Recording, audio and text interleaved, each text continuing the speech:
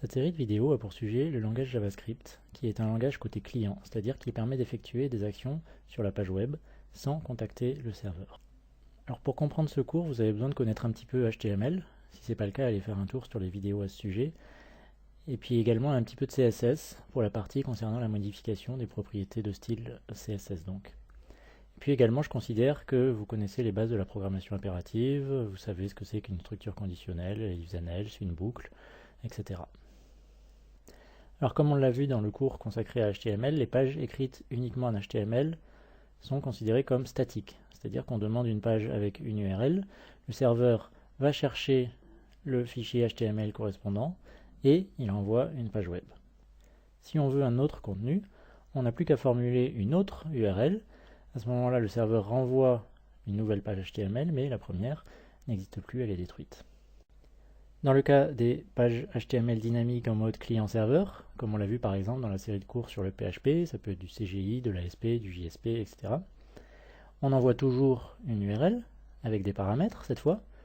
Le serveur fait tourner un programme qui génère une page web en fonction de ces paramètres, et c'est ce qui fait qu'on appelle ça une page dynamique, puisque la page va dépendre des paramètres envoyés par le client.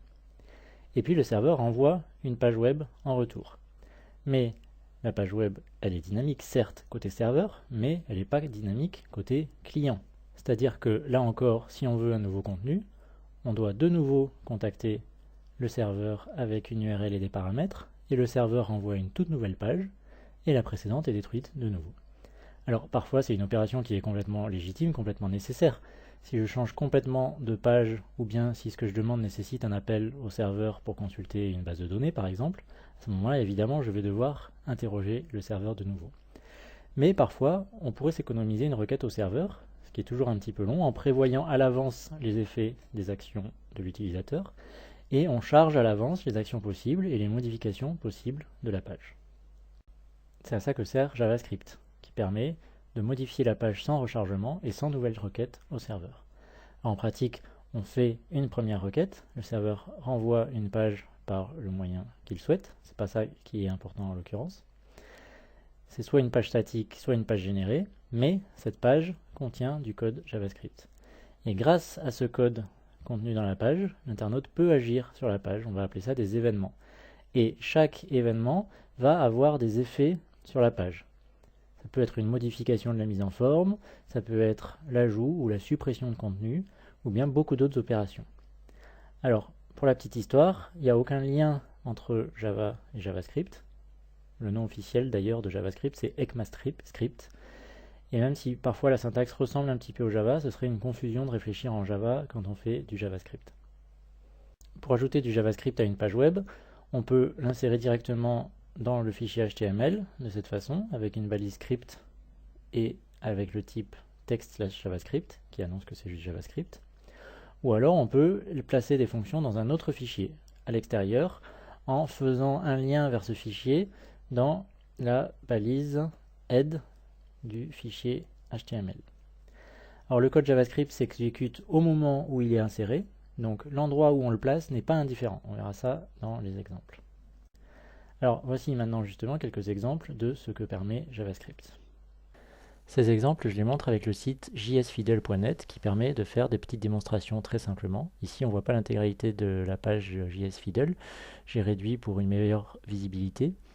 Donc, qu'est-ce qu'on voit? On a en haut à gauche du code HTML, en haut à droite du code CSS, qui ne va pas être très important ici, puisqu'on ne fait pas des démonstrations CSS, mais plutôt JavaScript. En bas à gauche du code JavaScript, et puis en bas à droite, le résultat de notre démonstration. Alors, le principe de base de JavaScript, c'est de réagir à des événements en modifiant le contenu ou la mise en forme de la page. Donc ici par exemple, dans le HTML, on a un bouton de type bouton, et sur l'événement onClick, on a un message d'alerte qui va s'afficher avec la fonction alerte. Donc là, on voit que dans la zone JavaScript, il n'y a rien, puisque le JavaScript est directement inséré dans le HTML. Donc effectivement, voilà ce qui se passe si je clique sur le bouton. On a un pop-up qui s'ouvre avec le message « Bienvenue ». Alors, ici j'ai toujours un bouton, puis une zone de texte avec un certain texte, et on voit que la balise a pour identifiant texte. Dans la JavaScript, qu'est-ce qu'on a? Eh bien, on a une fonction qui récupère l'élément qui a l'identifiant texte, avec getElementById, puis on modifie le contenu de la balise, avec innerHTML. Cette fonction est appelée sur le clic sur le bouton. Et donc voilà ce que ça donne. Dans un premier temps, j'ai première version du texte. Si je clique, j'ai ceci et le nouveau contenu, le texte de la zone est remplacé. Alors jusqu'ici, j'ai employé des boutons, mais évidemment, l'événement, c'est pas forcément un clic sur un bouton, ça peut être n'importe quoi. Donc là, par exemple, qu'est-ce qui se passe? Quand je passe ma souris sur l'image, on change l'image en question. J'enlève ma souris, l'ancienne image revient, je mets ma souris, nouvelle image, j'enlève ma souris, ancienne image. On verra dans une autre vidéo la liste des événements qui peuvent exister, la liste des événements que je peux manipuler. Dans ce nouvel exemple, je change le style CSS, c'est-à-dire que si je clique sur cette zone, sur ce texte, le texte va changer de couleur et devenir rouge. Voilà, je viens de cliquer. Et puis enfin, dernier exemple, pour valider une saisie dans un formulaire. Donc on a un formulaire et on a un événement onKeyUp qui permet de réagir à chaque appui sur une touche du clavier. Ici par exemple, je veux que mon champ ne contienne que des chiffres. Donc à chaque saisie de caractère, je vérifie qu'on a bien des chiffres. Et si je saisis une lettre, j'ai un message d'erreur. Donc je vais commencer par saisir des chiffres, d'accord? Et mon troisième caractère va être une lettre, R, et j'ai un message d'erreur qui s'affiche. J'enlève mon R, mon message d'erreur disparaît, je mets des chiffres, je mets une lettre, mon message d'erreur réapparaît. Revenons maintenant à la syntaxe de base du langage JavaScript, rapidement. Alors comme en C ou en Java, les instructions se terminent par des points-virgules, on a des accolades pour encadrer les blocs, et puis on a des opérateurs relativement classiques que je vous laisse regarder. Pour ce qui est des structures de contrôle, elles sont proches du Java, on va voir ça juste après, et puis on peut utiliser l'opérateur plus pour la concaténation des chaînes de caractères. Alors, concernant les variables, eh bien, les variables ne sont pas typées à la déclaration, c'est-à-dire qu'on ne déclare pas le type de la variable, et puis on peut ou pas les déclarer avec le mot-clé var. Si on déclare une variable avec le mot-clé var, à ce moment-là, cette variable a la durée de vie du bloc dans lequel elle se situe, de façon assez classique. Par contre, si on ne la déclare pas avec le mot-clé var, où que soit la première affectation de cette variable, à ce moment-là, la variable est globale. Ensuite, en interne, le typage est très léger. On a seulement 5 types. On a le booléen, le nombre, la chaîne de caractères, donc le string, la fonction et l'objet. Et puis on peut vérifier le type d'une variable avec l'opérateur typeof. C'est l'équivalent du instanceOf en Java par exemple. Alors on a également un opérateur composé de 3 égales à la suite qui permet de vérifier l'égalité à la fois du contenu et du type. Le double égal habituel ne vérifie que le contenu. Par exemple, le chiffre 10 égale la chaîne de caractères 10. Ça va renvoyer vrai. Par contre, avec le triple égal, ça va renvoyer faux, parce que ça vérifie le type en même temps. Et puis enfin, on peut utiliser les expressions régulières de façon très proche de Perl, pour ceux qui connaissent, ou des scripts shell sur Linux, mais bon, je ne vais pas m'étendre sur les expressions régulières dans cette vidéo. Voyons les tableaux. Les tableaux sont des objets, on peut les créer soit avec le constructeur array, soit en les instanciant directement.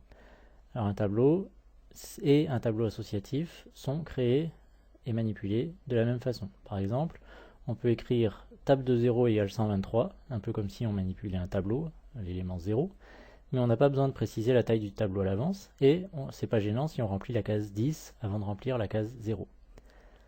Et on peut également manipuler le même tableau avec des clés qui ne sont pas des chaînes de caractères. Donc on peut très bien, sur le même objet, avoir table de 0, table de 1 et table d'une chaîne de caractères. Alors une autre façon de le dire, c'est qu'en fait tous les tableaux sont des tableaux associatifs en pratique.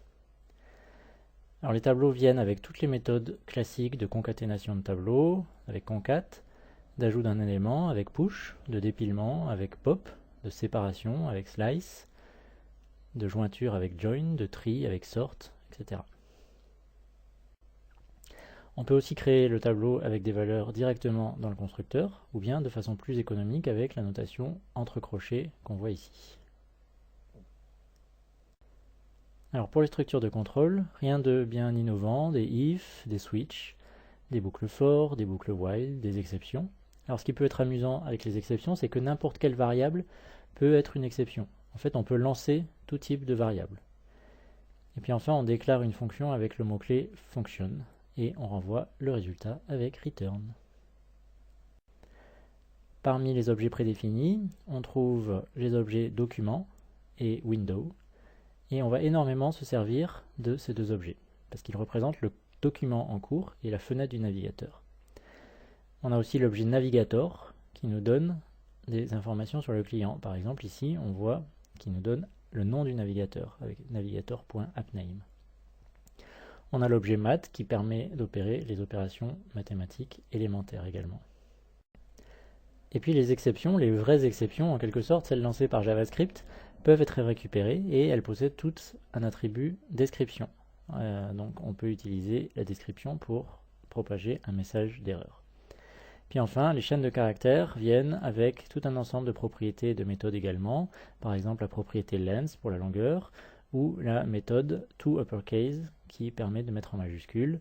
Et évidemment, il est l'équivalente pour les minuscules et évidemment, il y a bien d'autres méthodes possibles. Pour continuer sur les objets prédéfinis, on a le type standard date qui permet, comme son nom l'indique, de gérer les dates. Puis un dernier détail intéressant, les opérateurs peuvent être surchargés, un peu comme en C++ pour ceux qui connaissent, mais cette fois c'est seulement pour les types standards. On ne peut pas surcharger les opérateurs pour les types créés par les utilisateurs. Mais malgré tout, c'est bien pratique, par exemple pour les dates, avec lesquelles on peut utiliser le signe supérieur, inférieur, ou bien faire des opérations simplement. Ici, par exemple, j'ajoute 45 jours à la date créée en haut. Et j'obtiens le 28 avril 2014. Puis enfin, on peut définir nos propres objets très facilement, avec des attributs, sans les déclarer forcément au préalable, donc soit de façon anonyme comme ici, soit en définissant une classe qui se présente un petit peu exactement comme une fonction et qui utilise le mot-clé this pour représenter l'objet lui-même. Donc this.x signifie la propriété x de l'objet courant. Alors dans les vidéos suivantes, on parlera de la manipulation de l'arbre DOM du document HTML, on parlera des différents événements possibles et puis de l'objet window. Il faut aussi savoir que de très nombreuses librairies ont été créées pour JavaScript qui permettent de faire beaucoup de choses assez impressionnantes en quelques commandes seulement. La librairie la plus commune, la plus utilisée et presque indispensable en fait, c'est jQuery, et puis jQuery UI pour le côté interface graphique, mais il y en a de nombreuses autres.